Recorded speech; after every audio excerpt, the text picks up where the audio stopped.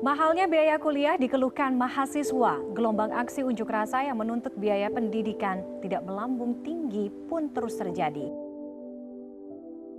Nah, akhir-akhir ini banyak orang yang membicarakan terkait kenaikan biaya dari uang kuliah tunggal atau UKT yang dinilai melesat begitu ya atau mengalami kenaikan dan juga membuat banyak mahasiswa terbebani akan kondisi-kondisi seperti ini. Untuk menuntut turunnya UKT Universitas Brawijaya yang nyatanya pada hari ini menjadi Universitas Publik Pangkatan.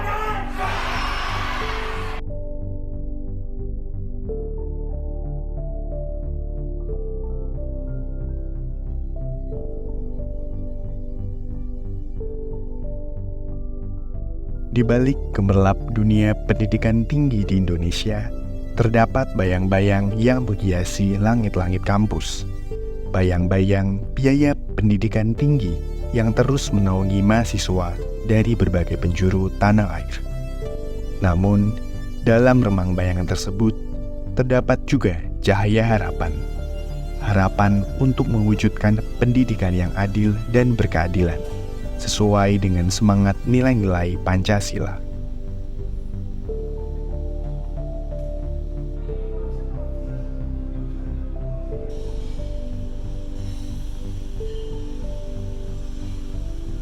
Namun, di balik keindahan dan semangat belajar, banyak mahasiswa yang terbebani oleh biaya pendidikan tinggi, terutama dengan diterapkannya sistem uang kuliah tunggal atau UKT.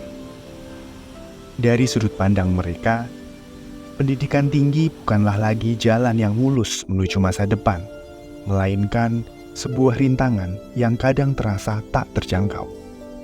Lantas, apakah kebijakan ini benar-benar mencerminkan nilai Pancasila yang menjamin setiap warga negara memiliki kesempatan yang sama dalam mendapatkan pendidikan?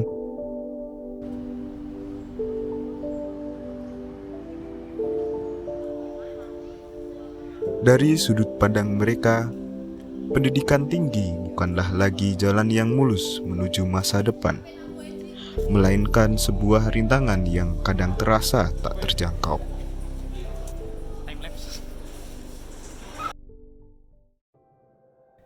Untuk UKT sendiri yang saya alami sejauh ini itu ketika masuk kuliah prosedurnya itu sedikit susah dan terkadang bukti-bukti yang dilampirkan itu hasilnya itu tidak sesuai harapan gitu. Jadi semisal rumah saya itu digolongkan biasa saja, itu kadang masuknya ada yang lantai atas dan sejauh ini ya mungkin karena kedua orang tua saya juga PNS dan stigma masyarakat juga kan menganggap bahwa PNS itu pasti punya uang, tapi sepengalaman keluarga saya itu ternyata tidak gitu. Ada suatu titik di mana di sekitar tahun 2021 waktu itu kita habis pandemi ya, dan kebetulan keluargaku juga ada salah satu anggota keluarga yang kena pandemi dan tentunya sangat terdampak.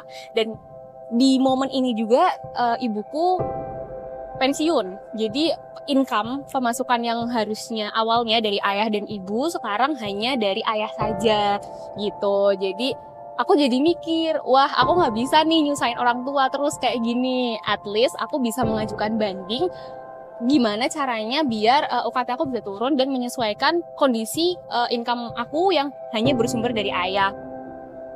Waktu itu kan berarti kita UKT-nya ditentukan berdasarkan pemasukan dua orang ya, dari ayah dan ibu gitu. Kemudian ketika ada perubahan ya memang harusnya turun.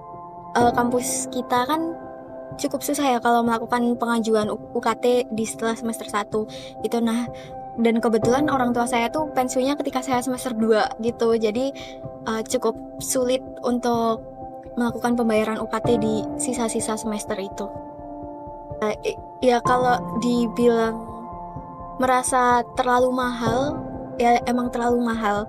Apalagi dengan penurunan penghasilan orang tua gitu kan. Tapi kayak ya udah mau gimana lagi gitu. Terus ya kalau dari orang tua sih kayak bilangnya anggap aja sedekah gitu sih. Jadi saat itu istilahnya UKT saya tuh di range katakanlah di range yang 20% lebih tinggi daripada gaji kedua orang tua saya.